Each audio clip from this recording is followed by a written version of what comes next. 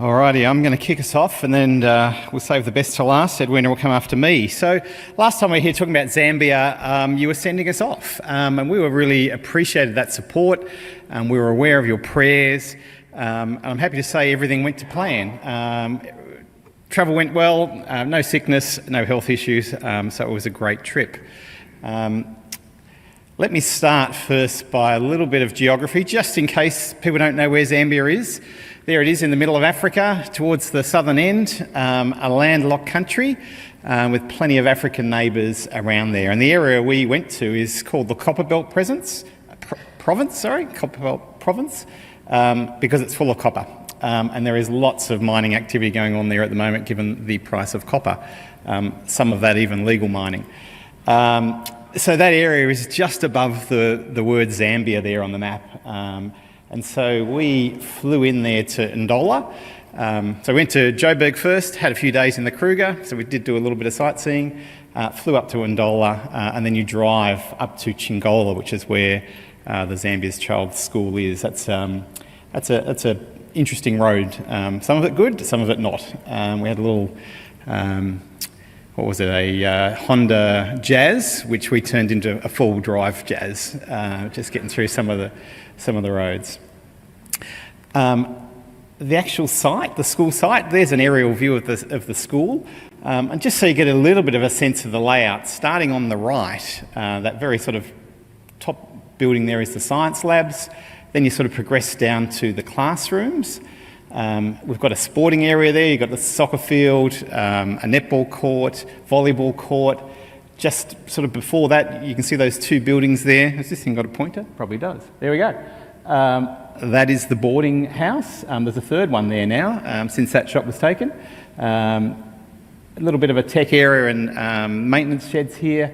And this whole area down the bottom there is the ag plot. So we have a piggery here, chickens there, fruit, vegetables, which we use to feed the kids, and I'll show you a little bit of that.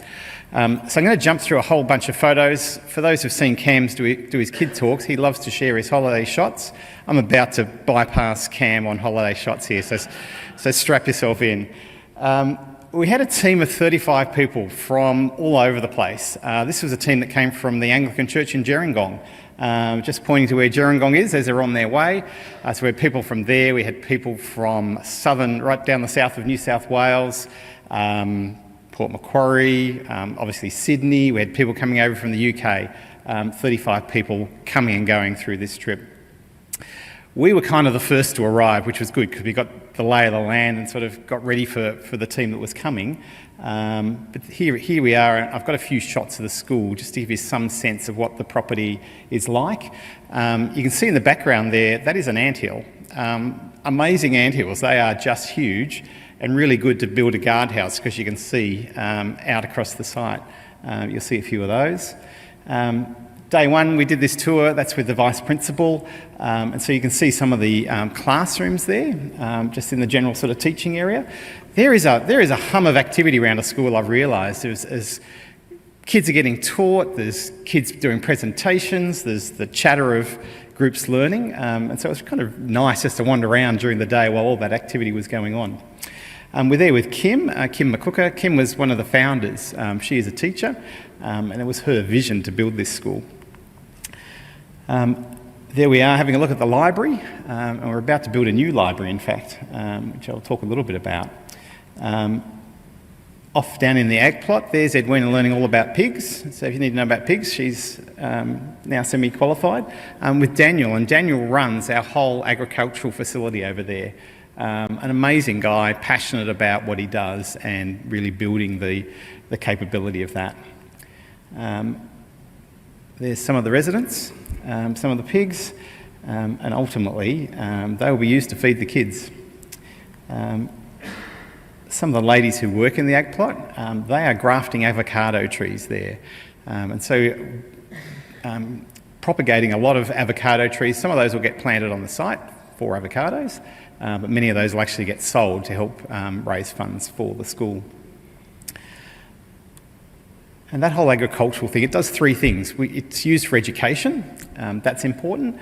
It's used to try and create some funds for the school, but most importantly, it actually feeds the kids. So every day, all the children will get a great meal at lunchtime, a hot meal. So at least once a day, they are getting a good meal with good nutrition.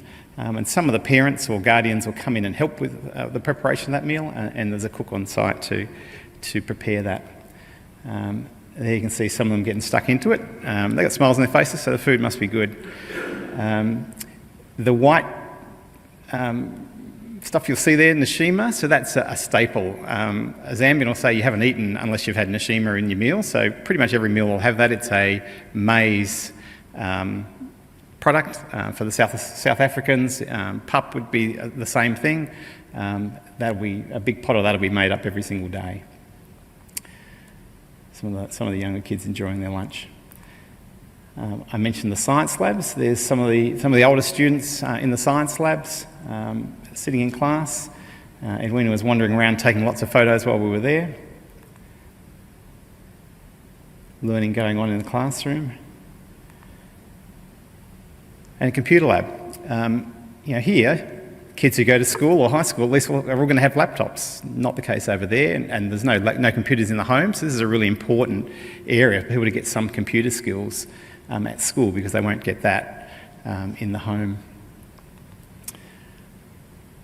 Sewing class, a lot of sort of tailoring happens, and a lot of people might do that just to raise some extra income, and so we can teach the kids sewing skills, some of those sort of home skills.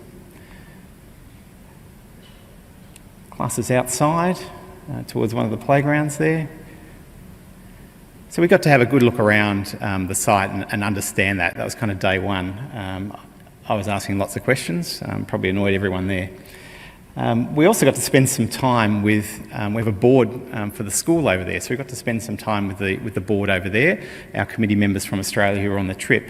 And that was fantastic as far as sort of building some bridges and understanding sort of how together we take the school forward.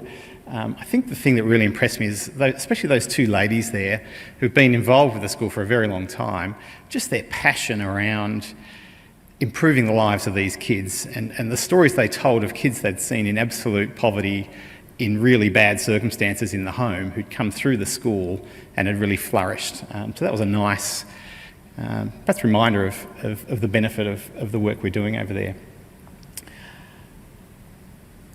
Then this guy turned up. Mike was a bit of a surprise. He was a late addition to the team, but I soon realised when we got there were a few challenges with the technology on site, so I put Mike to work on technology as soon as he arrived. Mike was going to visit his mother in South Africa, so he came via Zambia on the way, which was great. So we had a few days there with Mike, and he's there working with Aaron, who looks after our tech on the school.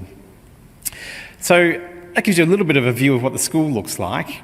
Now I'll sort of run through some of the things that we did with the team that was there. All of our water comes from bores on the site, so we're self-sustaining, if you like, from a water point of view. But some of those bores were not optimised at all and had a few challenges. So this is the team from Finley down in southern New South Wales. We've got farmers and maintenance guys there.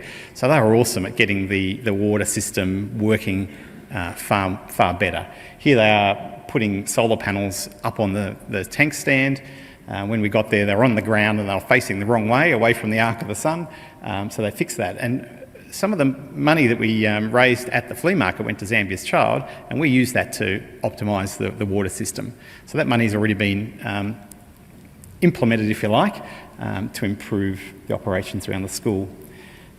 There we are, in fact, moving one of the water towers. We had one bore that had some contaminated water, we think from some of the mining that goes on in the area, so we relocated that down to the agriculture centre to basically increase our capacity of irrigation down there by about 150%. So that's flea market money getting put to work. A lot of maintenance was done around the site. There's Jim from Gerringong. He's a builder, so he brought his tool belt over and got to work, so it was fantastic. We also had a few young people come on the trip, and so they love to play sport with the kids. There was a lot of soccer. Soccer's a much loved sport over there, so they got involved with the kids. Here's Kathy from the Northern Beaches. She's a teacher, so she got some time to spend one-on-one with some of the kids, supporting some of the learning, which was great. Daniel, one of our young people again, he's 10, so he got into the classrooms. And of course, everyone loved him, a white kid with blonde hair with lots of energy.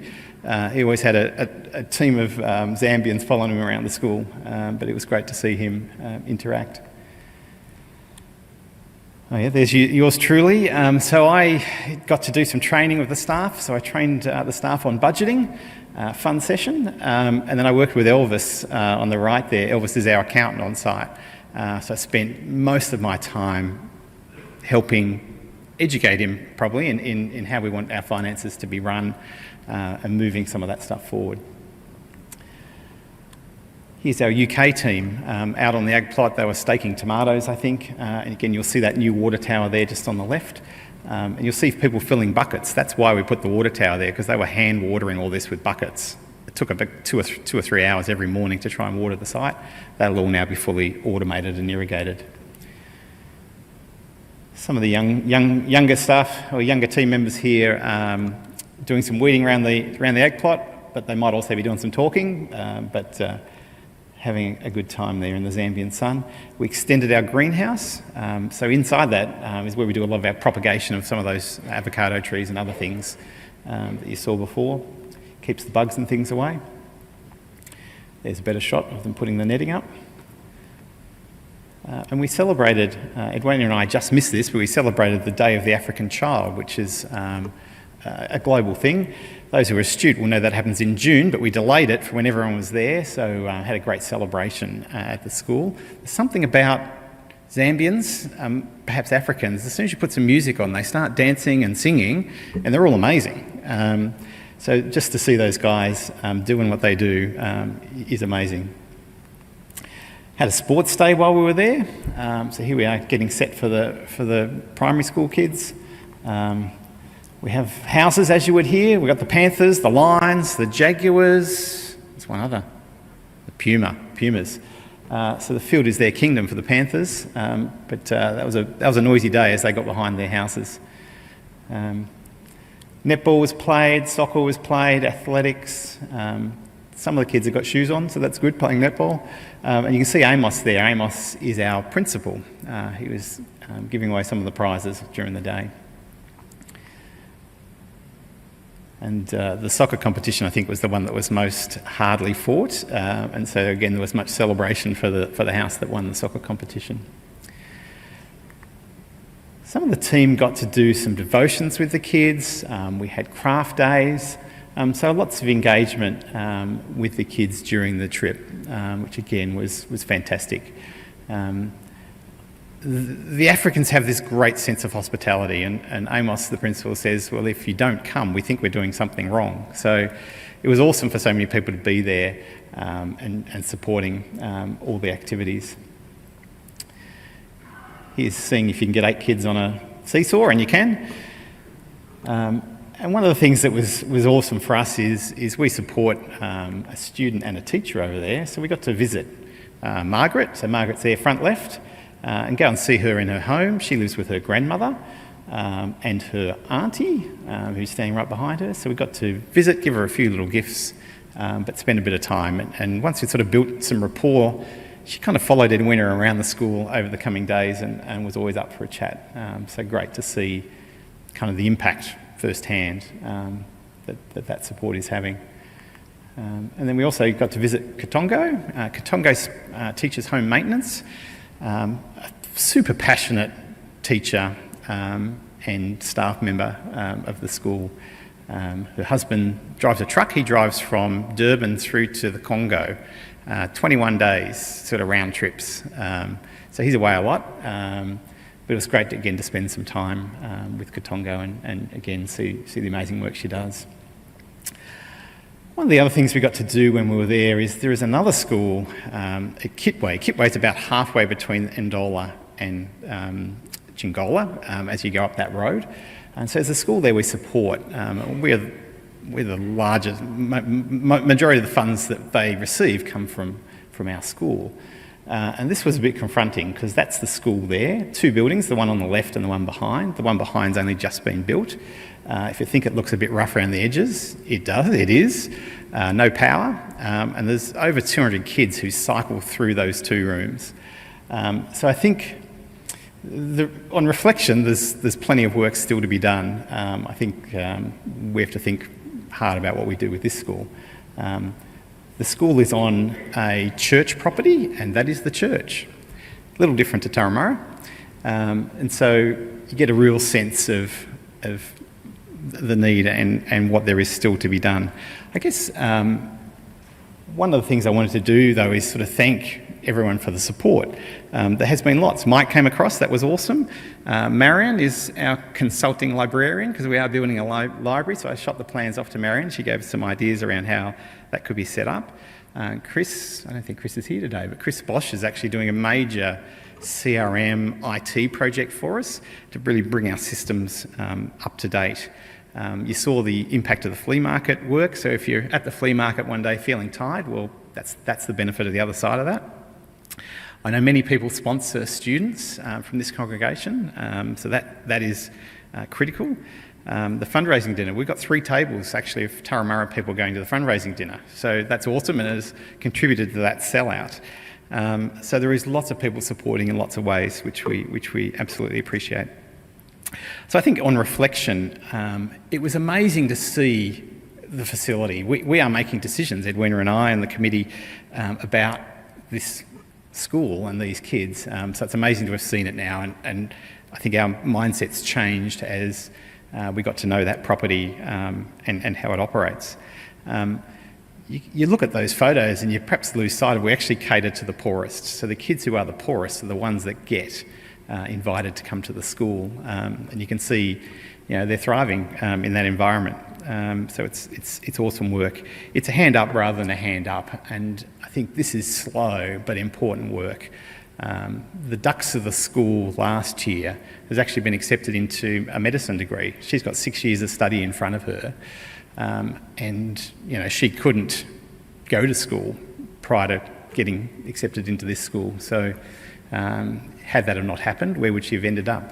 I'm sure it wouldn't have been a doctor, but in time I'm sure she will make a great impact on her community.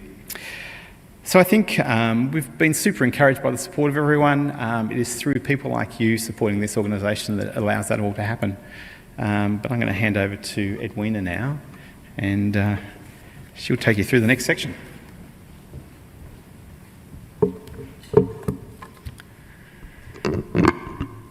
All right, well, I'm getting used to Phil popping up wherever I am with a quick question. I've just got a quick question for you, Edwina. It's never a quick question, but one of his recent questions was, do you have a Bible passage that you want to reflect on when you come this morning? And sometimes he chooses very odd moments, like in the middle of playgroup, and I'm still getting my thoughts together, which I think might have been where I was when I had to come up with a Bible passage. But I had just been writing something for our Zambia's Child newsletter, and it was really top of mind, was the last couple of verses from the passage that Trevor read before, from Luke chapter 12.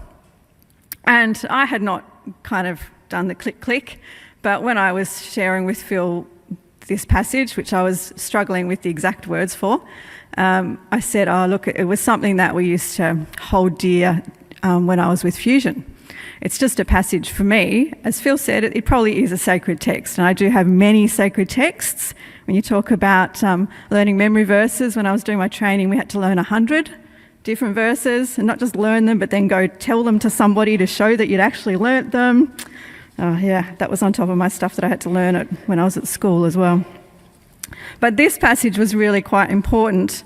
And the verses that, where it starts in verse 32 from chapter 12, it says, and the way I learnt it was, fear not, little flock, for it is your Father's good pleasure to give you the kingdom, which actually comes from the King James Version I found when it didn't quite match with what was in my NIV, which says, do not be afraid, little flock, for your Father has been pleased to give you the kingdom.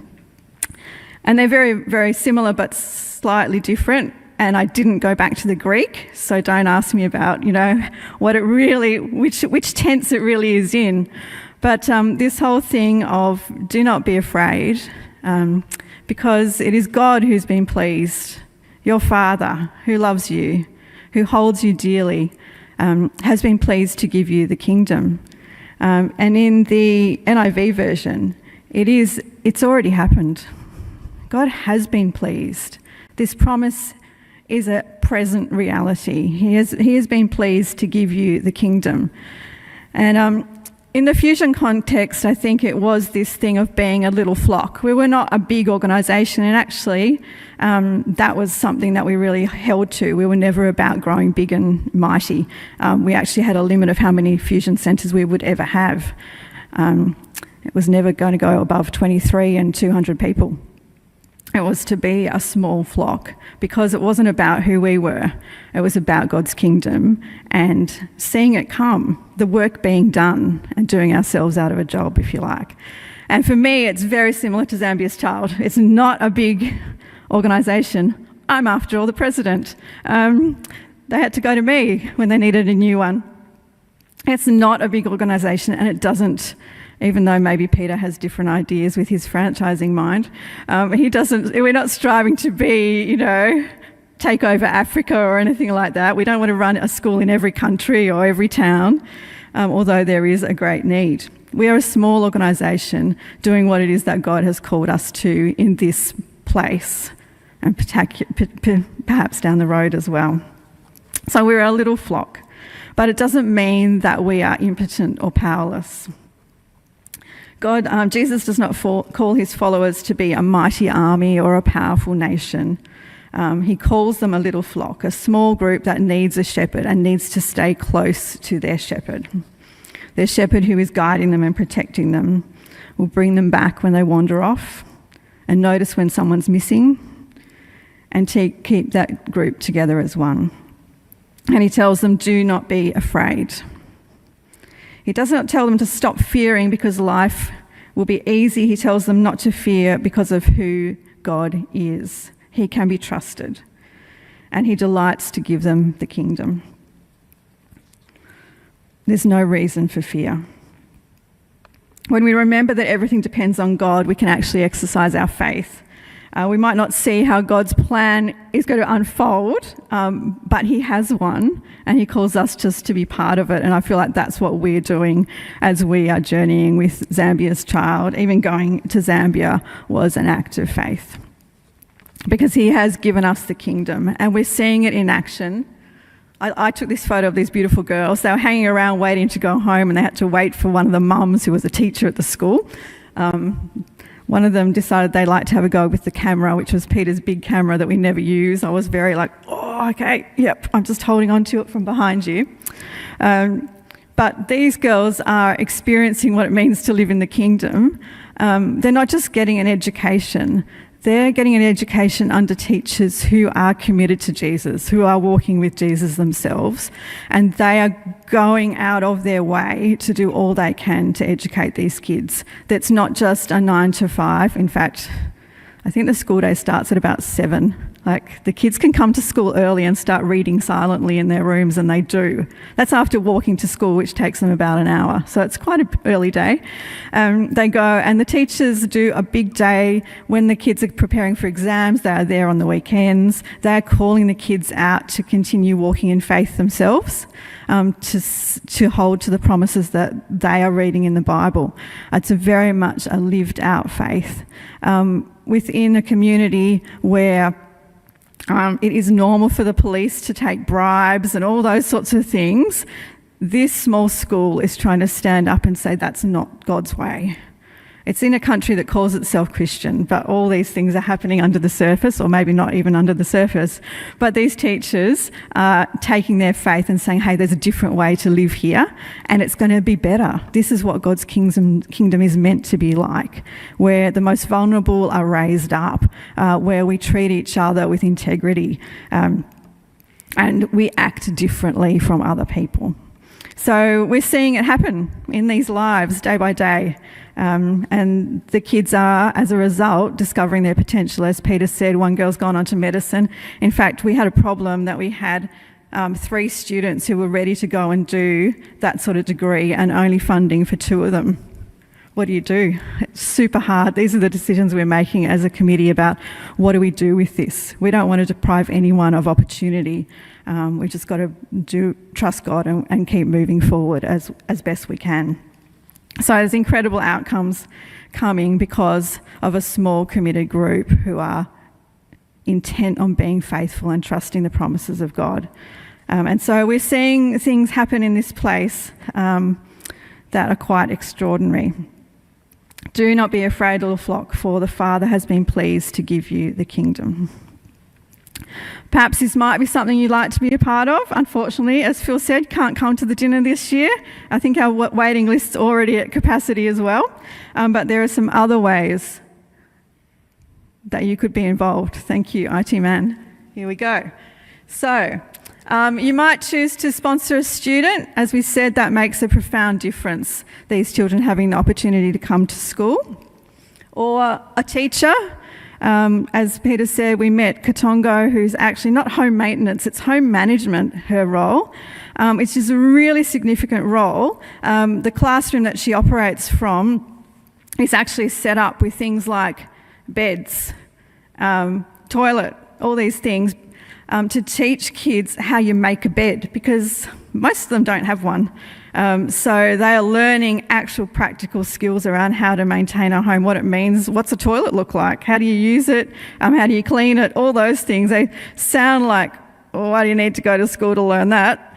But this is really important skills for these kids. So sponsoring a teacher is having an incredible impact on these young lives.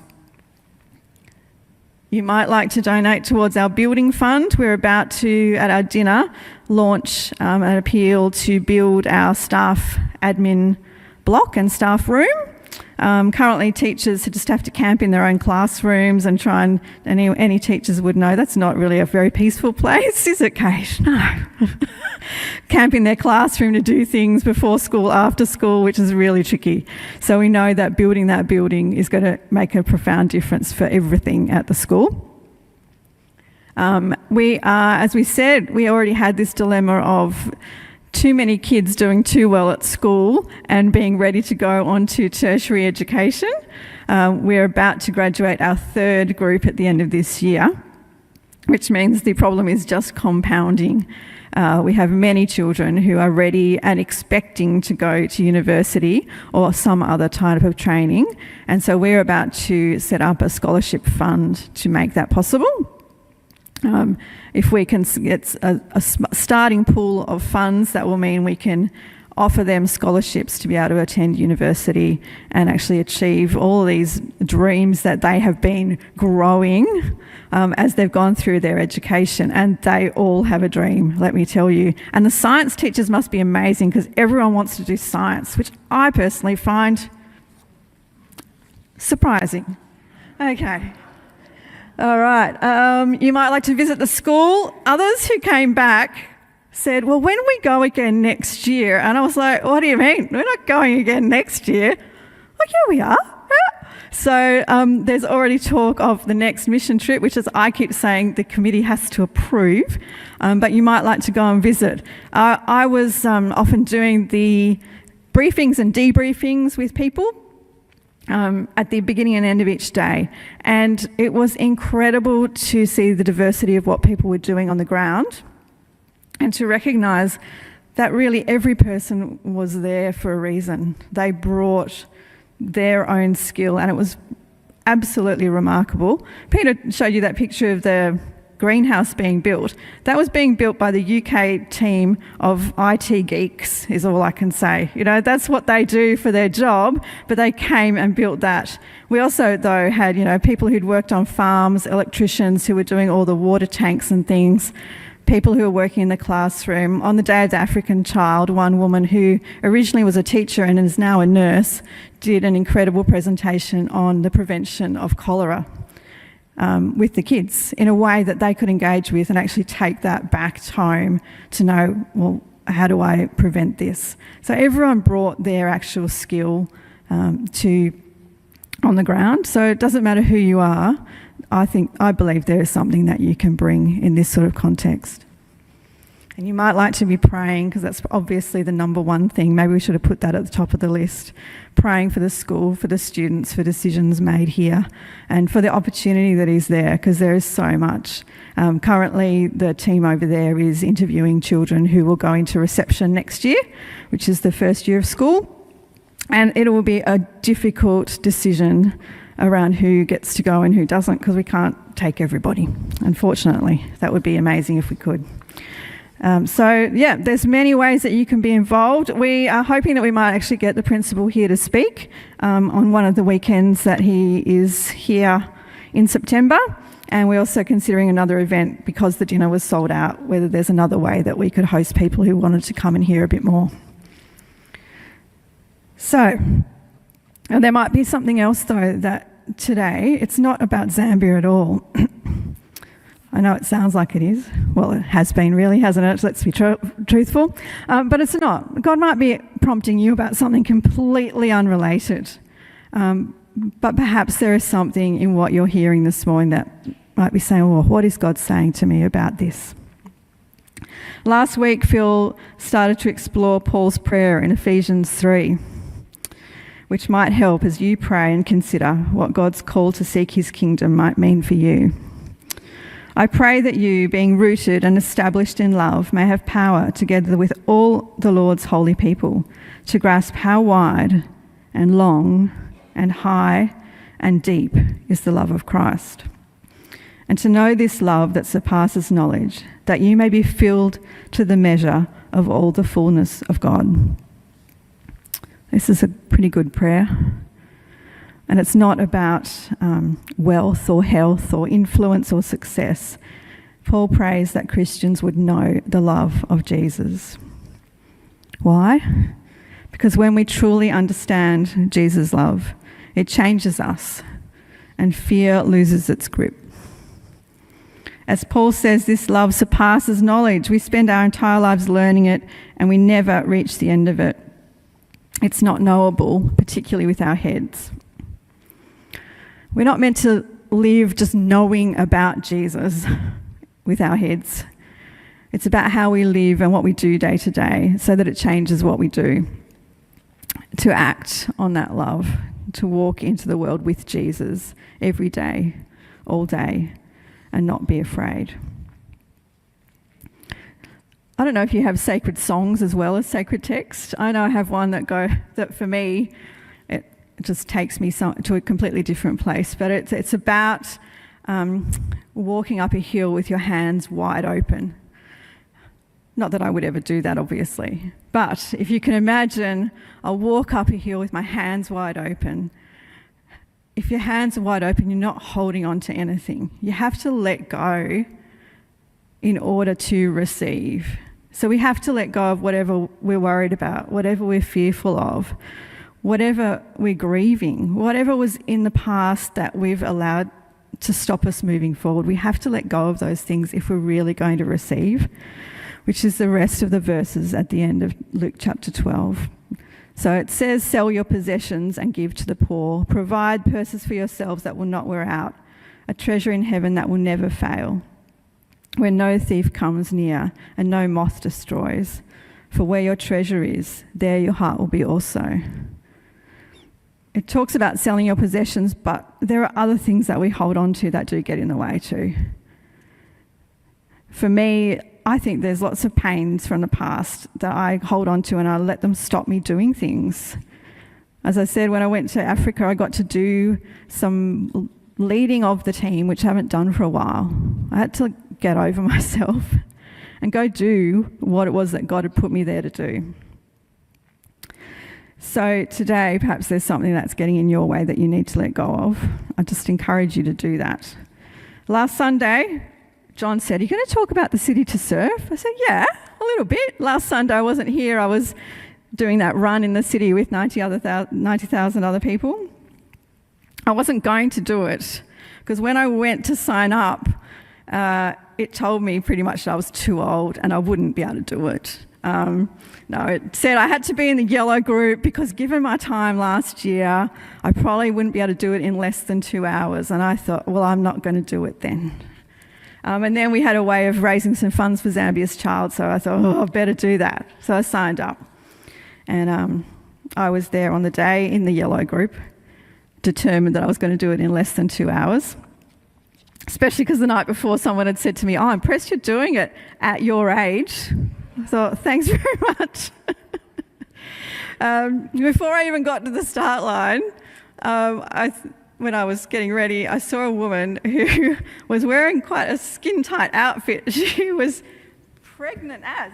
She had this huge pregnant belly and she had her number across the front of it. I thought, well, if she can do it, I can do it. And I got on my way and I was going up the first hill and I thought, oh, there's a lady next to me with a wheelchair. I wonder why she's got a wheelchair with no one in it. And then I realised, wow, sorry. The guy next to her was walking. He had 2 prosthetic legs and he was walking up this hill in the city to serve. Get over yourself. Whatever's stopping you, let go of it. God puts us in a place and says, hey, here, come have part of this adventure with me. Whatever it is that, is right in front of you, take hold of it. It might be in Zambia, but it might not be. It's whatever it is that God has for you today. Whoever you are, take hold of it. You don't know what's going to happen. I did my run in 1 hour and 33 minutes, which I know doesn't sound like much when you hear, yeah, thanks. It doesn't sound like much when you go, oh, the winning guy did it in 40 minutes, and I just go, how? How is that possible? It doesn't matter what he did. It's only about you. It's only about you. Don't worry about anyone else. What is God calling you to? Just let go and take hold of whatever it is. You never know what is possible. And don't be afraid. And together, we don't need to be afraid either. God's brought us here to be one community, to do whatever he has for us here in this place or somewhere else. And he's already doing it. He's already building whatever needs to be built. And he just says, come and be with me in it. Amen.